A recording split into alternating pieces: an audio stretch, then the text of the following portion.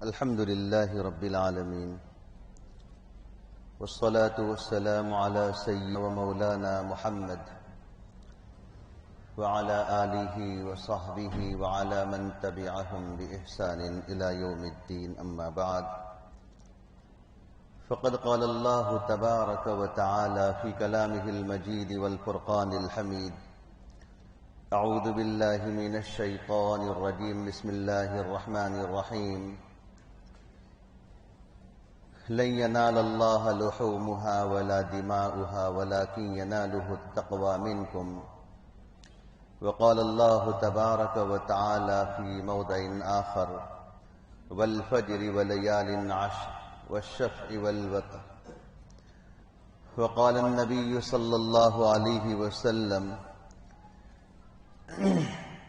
عن عائشة رضي الله تعالى عنها أن رسول الله صلى الله عليه وسلم قال: ما عمل آدمي من عمل يوم النحر أحب إلى الله من إحراق الدم، إنها لتأتي يوم القيامة بقرونها وأشعارها وأزلافها، وأن الدم ليقع من الله بمكان قبل أن يقع من الأرض فطيب بها نفسا. وعن زيد بن أرقم رضي الله تعالى عنه قال: قال أصحاب رسول الله صلى الله عليه وسلم: يا رسول الله، ما هذه الأضاحي؟ قال: سنة أبيكم إبراهيم. قالوا: فما لنا فيها يا رسول الله؟ قال: بكل شعرة حسنة. قالوا: فالصوف يا رسول الله؟ قال: بكل شعرة من الصوف حسنة، او كما قال نبی صلی اللہ علیہ وسلم. بزرگوں اور بھائیوں، دو جگہوں سے قرآن مجید کی دو آیت کریمہ اور دو احادیث آپ کے سامنے پیش کی گئی ہیں. اللہ تبارک و تعالی نے اور نبی کریم صلی اللہ علیہ وسلم نے اپنے فرامین میں ہمیں ایک اہم عبادت کی طرف توجہ دلائی ہے. عبادت کے وہ ایام، وہ دن آنے ہی والے ہیں.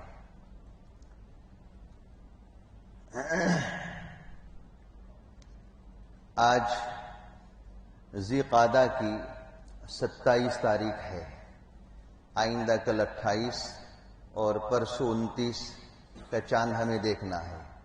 اس کے بعد ذی الحجہ کے 10 دن جو بہت اہمیت کے حامل ہیں اور بڑے اجر و ثواب کے حامل دن ہیں، شروع ہونے جا رہے ہیں.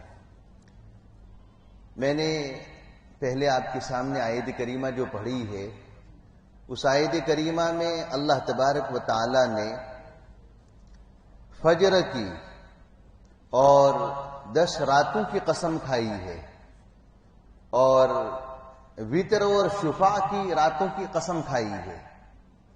حضرات مفسرین نے لکھا ہے کہ اللہ کے علاوہ تو کسی کی قسم کھانا جائز نہیں ہے. قسم کھائی جاتی ہے اللہ کی ذات کی. لوگ جو اللہ کے علاوہ کسی اور کی قسم کھاتے ہیں، قسم کھانا جائز نہیں ہے. کبھی کہتے ہیں کہ میرے باپ کی قسم، میری ماں کی قسم، کعبۃ اللہ کی قسم، قرآن کی قسم. غیر اللہ کی قسم کھانا جائز نہیں ہے. قسم عظمت کی وجہ سے کھائی جاتی ہے، اور عظمت کی حامل شخصیت، عظمت کی حامل ذات اللہ کے علاوہ دوسری کوئی نہیں ہے. اللہ کی ذات ہی ایسی عظیم ہے کہ اس کی قسم کھائی جاتی ہے. حتیٰ کہ نبی کی قسم کھانا بھی جائز نہیں ہے. لوگ لا علمی میں، لاپرواہی میں نبی کی، قرآن کی، کعبۃ اللہ کی، اپنے ماں باپ کی جو قسمیں کھاتے ہیں، وہ قسمیں کھانا جائز نہیں ہے. اللہ تبارک و تعالی نے ان آیات میں فجر کی قسم کھائی ہے، اور 10 راتوں کی قسم کھائی ہے، اور وتر کی اور اسی طریقے سے شفاع کی راتوں کی قسم کھائی ہے. اس سے مراد کیا ہے؟ اس سے مراد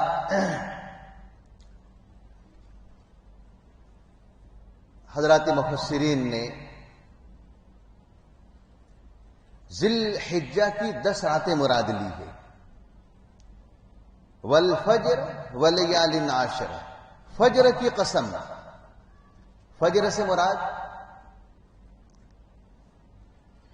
جس دن ہمیں قربانی کرنی ہے، قربانی کا دن جو ہوگا یعنی 10 ذی الحجہ، قربانی کا دن 10 ذی الحجہ جو ہوگا اس کی فجر کی نماز آئے گی، اس کی اللہ نے قسم کھائی ہے. ولیال عشر، اور 10 راتوں کی قسم کھائی ہے. 10 راتوں سے مراد پہلی ذی الحجہ سے لے کر 10 ذی الحجہ تک کی راتیں، ان 10 راتوں کی قسم کھائی ہے. اور شفع کی قسم کھائی ہے اور وتر کی قسم کھائی ہے. شفع سے مراد 8 ذی الحجہ ہے، جس میں حجاج کرام مینا میں جاتے ہیں. شفع سے مراد 8 ذی الحجہ کی رات ہے جس میں حجاج کرام مینا میں جاتے ہیں. اور وتر سے مراد 9 ذی الحجہ ہے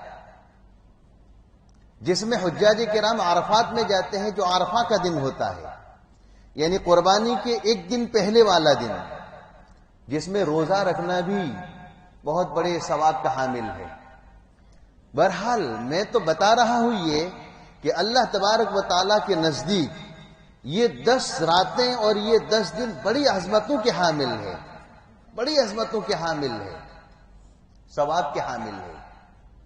اسی لیے میں نے آپ کے سامنے روایت جو پڑھی ہے، اس روایت کے اندر اللہ کے رسول صلی اللہ علیہ وسلم فرماتے ہیں کہ اللہ تبارک و تعالیٰ کو ان 10 دنوں میں کوئی عمل قربانی کے عمل کے مقابلے میں زیادہ پسندیدہ نہیں ہے. کوئی بھی عمل ان 10 دنوں میں کوئی شخص کرے گا تو 10 ذی الحجہ کے دن جو عمل ہوگا اس کے مقابلے میں دوسرا کوئی عمل زیادہ پسندیدہ نہیں ہے. نیک عمل، اچھے کام کرنا اللہ تبارک و تعالیٰ کو ان دنوں میں زیادہ پسند ہے. اور قربانی کا دن آئے گا تو قربانی کے دن میں چاہے آدمی کتنا ہی نیک عمل کرے، لیکن قربانی کا جانور ذبح کرنے کے مقابلے میں دوسرا کوئی عمل اللہ کے نزدیک زیادہ پسندیدہ نہیں ہے.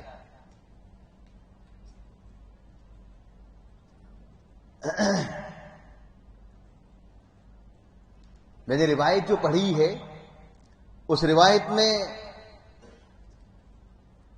حضرت زید بن ارقم رضی اللہ تعالیٰ عنہ فرماتے ہیں کہ نبی کریم صلی اللہ علیہ وسلم کے صحابہ نے اللہ کے رسول صلی اللہ علیہ وسلم سے پوچھا کہ اللہ کے رسول یہ قربانی کیا ہے؟ ما هذه الاضاحی، یہ قربانی کیا ہے؟ قال سنت ابیکم ابراہیم، فرمائے کہ تمہارے باپ حضرت ابراہیم علیہ الصلوۃ والسلام کی یہ سنت ہے. پوچھا گیا کہ ہمیں کیا ملے گا اس میں؟ کہا کہ ہر بال کے بدلے میں ایک نیکی ملے گی تم کو. لکل شعرۃ حسنۃ، ہر بال کے بدلے میں تم کو ایک نیکی ملے گی.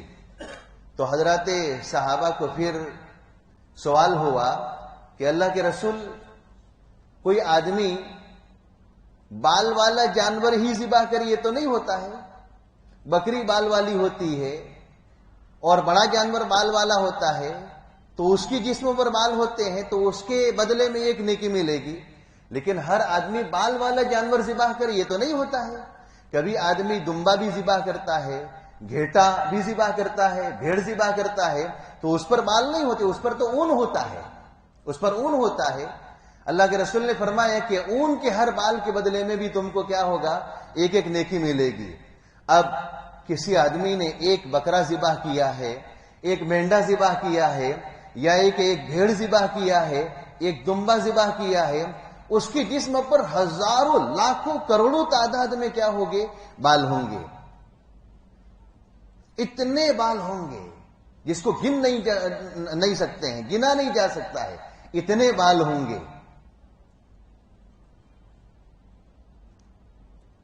اللہ کے رسول نے فرمایا کہ ایک جانور ذبح کرنے کے بعد تم کو اس کے بالوں کی تعداد کے بقدر نیکیاں ملے گی. بہت سستا سودا ہے یہ، کتنا سستا سودا ہے. ہر بال کے بدلے میں یا ہر اون کے بال کے بدلے میں تم کو ایک نیکی ملے گی. آدمی گنتے گنتے تھک جائے گا، نیکیاں اتنی اس کے کھاتے میں جمع ہو جائے گی. دوسری حدیث میں نے آپ کے سامنے جو پڑھی ہے، اس حدیث کے اندر بھی یہی مضمون ہے.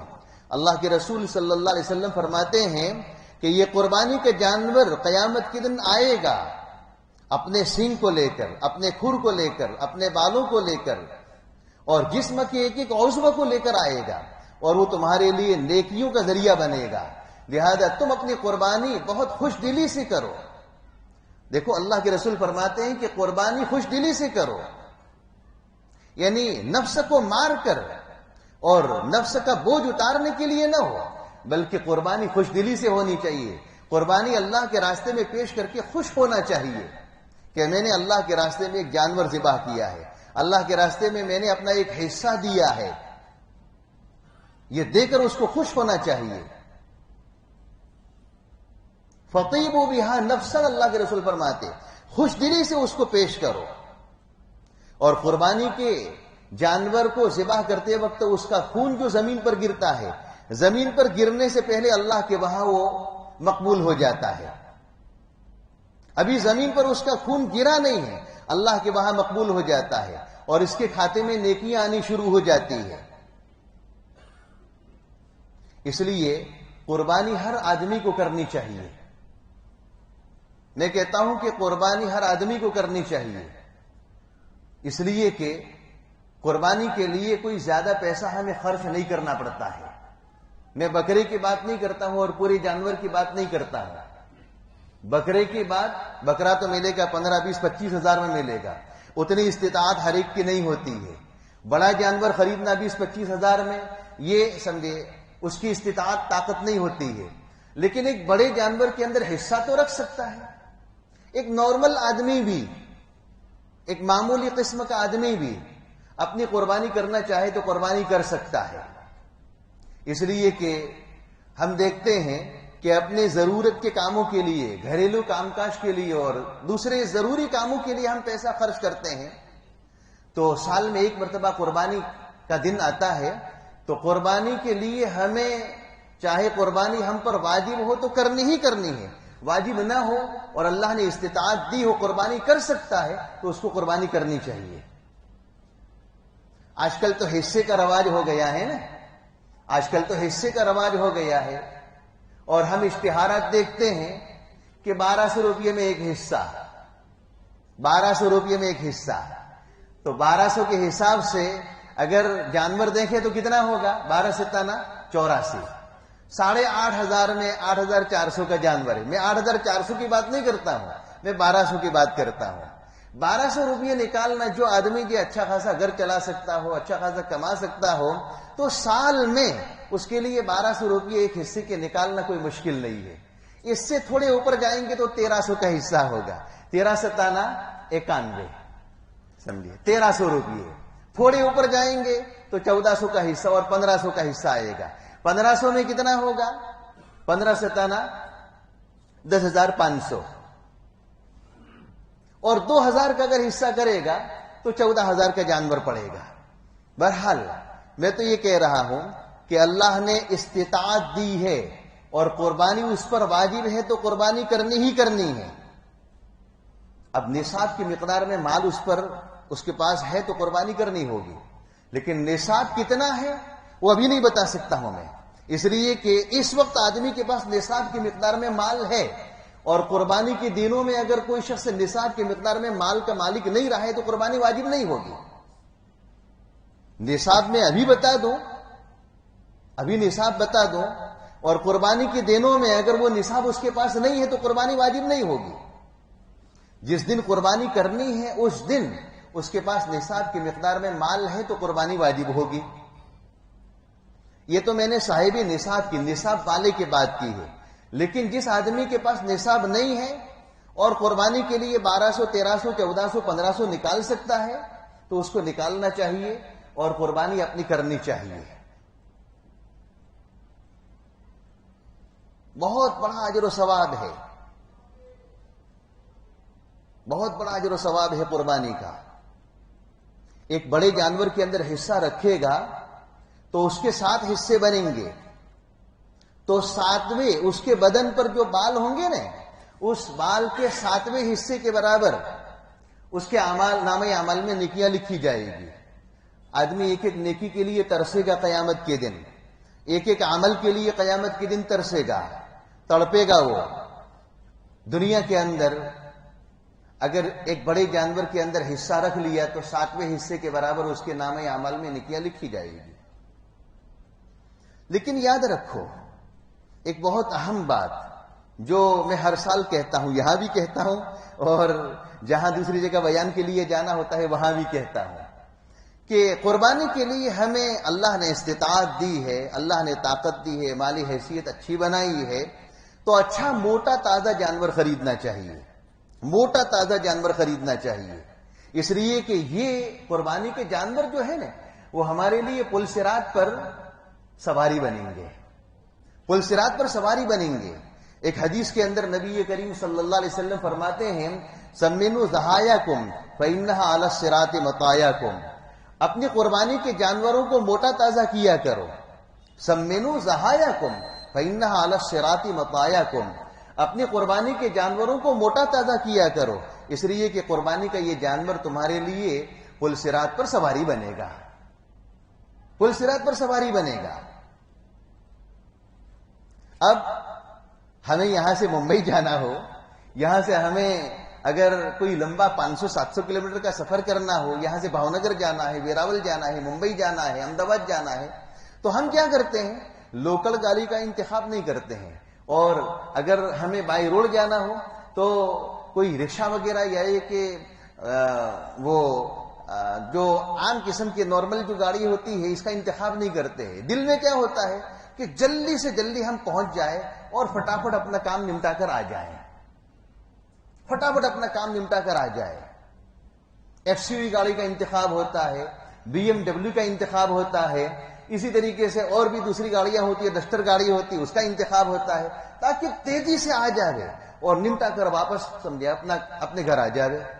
دنیا میں اگر ہمیں سفر کرنا ہو ایک جگہ سے دوسری جگہ تو ہم اعلیٰ قسم کی تیز رفتار گاڑی کا انتخاب کرتے ہیں، بہت فاسٹ گاڑی کا انتخاب کرتے ہیں تاکہ جلدی سے پہنچ جائے اور جلدی سے کام نمٹا کر آ جائے۔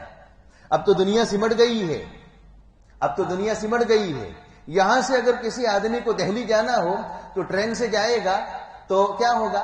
15-17 گھنٹے لگیں گے، کم از کم راجدھانی میں جائے گا تو سمجھے 15 گھنٹے تو لگیں گے، اس کو 15 گھنٹے تو لگتے ہیں، ہوتا ہے کہ نہیں ہوتا ہے؟ 12-15 گھنٹے تو لگتے ہیں۔ لیکن کہا کہ 12-15 گھنٹے بہت زیادہ ہے، لاؤ فلائٹ سے چلے جائیں تو سورت سے یا بڑودا سے بیٹھا 1 گھنٹے میں 1.25 گھنٹے میں دہلی پہنچ جائے گا اور اپنا کام نمٹا کر شام کو واپس بھی آ جائے گا۔ ٹائم قیمتی ہے، تو آج لوگ اپنا وقت قیمتی سمجھتے ہیں، ایک جگہ سے دوسری جگہ سفر کے لیے اعلیٰ قسم کی اور تیز رفتار سواریوں کا انتخاب کرتے ہیں۔ دنیا میں حال یہ ہے، اور ہمیں جو پل صراط کی سمجھے راہ اختیار کرنی ہے، پل صراط پر جو ہمیں سوار ہو کر جانا ہے، بال سے زیادہ باریک اور تلوار سے زیادہ تیز، بال سے زیادہ باریک اور تلوار سے زیادہ تیز پل صراط کا راستہ ہے۔ اس کے لیے ہم تلاش کرتے ہیں کہ یار 1200 والا حصہ مل جائے، ہم تجزیہ کرتے ہیں، دیکھتے ہیں کہ بھئی اتنے سارے پوسٹر لگے ہیں، یہ 2000 والا ہے تو 14000 کا جانور ملے گا، اچھا یہ 1500 والا حصہ ہے، اچھا اس میں کیا ہوگا؟ 10,500 کا حصہ بنے گا، یہ 13 والا ہے تو اس میں کیا بنے گا؟ 91 کا بنے گا، اچھا یہ 12 والا ہے تو 8,400 کا بنے گا جانور۔ اب دیکھتے ہیں، تجزیہ کرتے ہیں کہ اور کسی مسجد میں کہیں 1000 والا تو نہیں ہے، 7,000 میں اپنا جانور ہو جائے۔ اللہ کے بندو، میرے بھائیوں، دوستوں، بزرگوں، یہ تجزیہ ہم کرتے ہیں، دیکھتے ہیں، انتظار کرتے ہیں اور آخری دن حصے لکھواتے ہیں۔ میں کہتا ہوں کہ سب سے اعلیٰ قسم کا جانور جو ہو اور اعلیٰ قسم کا جو حصہ ہو وہ حصہ لکھوانا چاہیے۔ دنیا میں تو سفر کے لیے اعلیٰ قسم کی سواری کا اور اعلیٰ قسم کے وہ سواری کا ہم انتخاب کرتے ہیں، تیز رفتار سواری کا انتخاب کرتے ہیں، اور پل صراط جو کیا ہے؟ بال سے زیادہ باریک اور تلوار سے زیادہ تیز راستہ ہے، اس کے لیے دبلا پتلا جانور جو مذبح تک چل کر جا بھی نہ سکے تو ایسے جانور کا انتخاب کرتے ہیں. کبھی کبھی میں دارالفتہ میں بیٹھتا ہوں تو ابھی بقرعید کے سمجھے قریبی دنوں میں کبھی کبھی فون آتے ہیں کہ مولوی صاحب یہ جانور خریدنے کے لیے آئے ہیں اور تھوڑا لنگڑا جانور ہے تو چلے گا. لنگڑا جانور ہے تو چلے گا. اب مسئلے کی روح سے میں بتا دیتا ہوں, مسئلہ اپنی جگہ پر ہے اور دوسری بات جو ہے وہ اپنی جگہ پر ہے. مسئلے کی روح سے بتا دیتا ہوں کہ بھی لنگڑا کیسا ہے. زمین پر اپنا پاؤں رکھ کر جہاں پر آپ کو قربانی کے لیے اس کو لے جانا ہے وہاں تک چل کر جا سکتا ہے یا نہیں جا سکتا ہے. اگر لنگڑا پاؤں زمین پر رکھ کر قربانی کی جگہ پر چل کر جا سکتا ہے تو چلے گا, اور نہیں جا سکتا ہے تو نہیں چلے گا. مسئلے کی روح سے یہ ہے. لیکن پھر ساتھ ساتھ میں بتا دیتا ہوں کہ آپ کو اگر ممبئی جانا ہو تو پنچر گاڑی لے کر جا سکتے ہو. ممبئی یا احمدآباد جانا ہو تو آپ وہ پنچر گاڑی بھی پہنچ جائے گی سمجھے. ممبئی اور احمدآباد کے لیے بھی سمجھے گرتے پڑتے کسی طریقے سے پنچر گاڑی بھی پہنچ جائے گی. لیکن پنچر گاڑی یا کم ہوا والی گاڑی لے جا سکتے ہو؟ کہا کہ نہیں. میں نے کہا کہ یہ پنچر گاڑی ہے, یہ پل صراط پر یہ کیا ہے لڑک جائے گی. پل صراط پر کیا ہوگی لڑک جائے گی. لہذا اچھے جانور کا انتخاب کرو. بھائیو دوستو بزرگوں, یہ سمجھے سال میں ایک مرتبہ اللہ تبارک و تعالی موقع دیتے ہیں. ایک مرتبہ کا موقع ہوتا ہے, ہمیں اچھے جانور کا انتخاب کرنا چاہیے اور خوش دلی سے ہمیں قربانی کرنی چاہیے. خوش دلی سے قربانی کرنی چاہیے. جس پر قربانی واجب ہے اس کو تو قربانی کرنی ہی کرنی ہے. واجب نہ ہو اور واجب نہ ہونے کے باوجود اگر استطاعت ہے 1200, 1500, 1400 اور اسی طریقے سے 2000 روپئے نکال کر کسی بڑے جانور کے اندر اپنا حصہ رکھ سکتا ہے اور قربانی کر سکتا ہے تو اس کو قربانی کرنی چاہیے.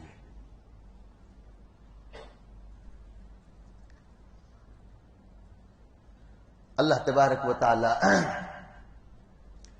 قرآن مجید میں فرماتے ہیں لن ینال اللہ لحومها ولا دماؤها ولکن ینالہ التقوی منکم. قربانی کا یہ گوشت اور یہ خون اللہ کو نہیں پہنچے گا. لن ینال اللہ لحومها ولا دماؤها ولکن ینالہ التقوی منکم. اللہ تعالیٰ اخلاص کو چاہتے ہیں. زمانے جاہلیت میں لوگ اپنے جانوروں کو قربان کرتے تھے, ذبح کرتے تھے, تو ذبح کرنے کے بعد جانور کا خون بیت اللہ کی دیواروں پر لتھیڑ دیتے تھے. زمانے جاہلیت میں بیت اللہ پر قبضہ ان کا تھا. جانور ذبح کیا تو ذبح کرنے کے بعد کیا کرتے تھے؟ ذبح کرنے کے بعد اس کا خون لیا اور لے کر کعبۃ اللہ کی دیواروں پر لتھیڑ دیتے تھے. اور یہ سمجھتے تھے, عقیدہ رکھتے تھے کہ یہ خون اللہ کے وہاں پہنچے گا. خون اللہ کے وہاں پہنچے گا. بتوں کے نام گوشت رکھ دیتے تھے. اللہ تعالیٰ فرماتے ہیں کہ لن ینال اللہ لحومها ولا دماؤها. اللہ تبارک و تعالیٰ کو یہ خون اور یہ گوشت نہیں پہنچے گا. ولکن ینالہ التقوی منکم. تمہارے دلوں کا تقوی پہنچے گا کہ تم نے قربانی کس نیت سے کی ہے اور کتنی اخلاص کے ساتھ, کتنی للہیت کے ساتھ اور کتنے تقوی کے ساتھ اللہ کے لیے تم نے قربانی کی ہے. یہ تقوی تمہارا اللہ کے وہاں پہنچے گا. بعض ہمارے اکابر اور بعض ہمارے اسلاف کے بارے میں منقول ہے کہ جب قربانی کا جانور ذبح ہوتا تھا تو وہ خود تڑپ جاتے تھے. قربانی کا جانور جب ذبح ہوتا تھا تو خود تڑپ جاتے تھے. کیوں تڑپ جاتے تھے؟ اس لیے کہ یہ قربانی کا جانور اللہ کے لیے ذبح کیا جاتا ہے. اور میں نے آپ کو پہلے بتایا کہ قربانی کے جانور کا خون زمین پر گرنے سے پہلے اللہ کے وہاں قبول ہو جاتا ہے. تو وہ تڑپ جاتے تھے کہ کہیں ایسا نہ ہو کہ میری نیت میں فطور ہو, کہیں ایسا نہ ہو کہ میری اخلاص کے اندر کمی ہو اور جانور ذبح ہو اور اس کا خون زمین پر گرنے سے پہلے مجھے اللہ کے وہاں سے یہ کہہ دیا جاوے کہ تیرا جانور میرے یہاں قبول نہیں ہے, تیرا جانور میرے یہاں قبول نہیں ہے. اس لیے جانور ذبح ہوتے وقت تڑپ جاتے تھے. بعض ہمارے اکابر اور اسلاف کے بارے میں منقول ہے. اس لیے ہم جانور اخلاص کے ساتھ للہیت کے ساتھ، تقوی کے ساتھ، اللہ کو راضی کرنے کے لیے، اس کو خوش کرنے کے لیے، اور اپنے اوپر جو ایک ذمہ ہے، فریضہ ہے، اس کو ادا کرنے کی نیت سے جانور ذبح کرے، اور ڈرتے بھی رہے کہ ہم نے جانور تو ذبح کیا ہے، اور ڈرتے رہیں کہ ہم نے اپنا حصہ لکھوایا ہے، لیکن پتہ نہیں اللہ کے وہاں قبول ہوگا یا نہیں ہوگا۔ اسی لیے کتابوں میں لکھا ہے کہ آدمی اپنی عبادت کرنے کے بعد اللہ کے سامنے دعا کرے کہ رب تبارک و تعالی اس عبادت کو قبول کر دے۔ عبادت کرنے کے بعد اللہ کے وہاں اس کی قبولیت کی دعا بھی ہونی چاہیے۔ ہم نے نماز پڑھی، روزہ رکھا ہے، تو نماز اور روزہ رکھنے کے بعد، اور اسی طریقے سے حج کیا ہے، زکوٰۃ ادا کی، جو بھی نیکی کی ہے، تو نیکی کے اندر سمجھے اخلاص اور للہیت کے ساتھ اللہ کے وہاں اس کی مقبولیت حاصل ہو جاوے، اللہ کے وہاں قبول ہو جاوے، اس کے لیے دعا بھی کرتے رہنا چاہیے، دعا بھی کرتے رہنا چاہیے۔ تو بہرحال میں نے جو بات ذکر کی ہے وہ یہ ہے کہ قربانی کا جانور ہمیں خوش دلی سے ذبح کرنا چاہیے، خوش دلی سے اپنا حصہ قربانی کے بڑے جانور کے اندر رکھنا چاہیے۔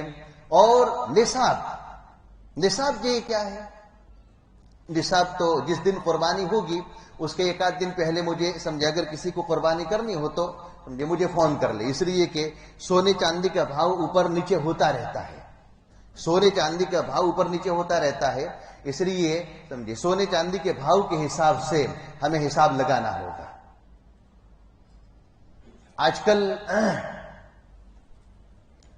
جو چاندی کا بھاؤ چلتا ہے، چاندی کا بھاؤ جو چلتا ہے کتنا ہے؟ 1 کلو چاندی کا، 1 کلو چاندی کا میرے خیال میں 65,000 سے لے کر 70,000 کے درمیان، یعنی 67 کے آس پاس کوئی بھاؤ چلتا ہے شاید۔ تو 52.5 تولہ چاندی، 52.5 تولہ چاندی، 52.5 تولہ چاندی یا اس کی قیمت کا کوئی شخص قربانی کے دنوں میں، آج کی بات نہیں کرتا ہوں، قربانی کے دنوں میں اگر کوئی شخص 52.5 تولہ چاندی یا اس کی قیمت کا مالک ہے تو اس کے اوپر قربانی واجب ہو جائے گی، اس کے اوپر قربانی واجب ہو جائے، اس کو تو قربانی کرنی ہی کرنی ہے۔ اور جو اتنا مالک نہیں ہے تو اس کے اوپر قربانی واجب نہیں ہے، فرض نہیں ہے، ضروری نہیں ہے، لیکن خوش دلی سے جو میں نے آپ کو فضیلت بتائی، جو میں نے آپ کو اجر و ثواب بتایا، اس اعتبار سے اگر کوئی شخص قربانی کرنا چاہے تو قربانی کر سکتا ہے۔ خوش دلی سے ہمیں قربانی کرنی چاہیے۔ اللہ تبارک و تعالی ہمیں قربانی کی اہمیت کو سمجھنے کی اور اس کی فضیلت کو سمجھنے کی ہمیں توفیق عطا فرمائے، اور زیادہ سے زیادہ ہمیں اس کے اوپر عمل کرنے کی توفیق بخشے۔ وآخر دعوانا ان الحمد للہ رب العالمین۔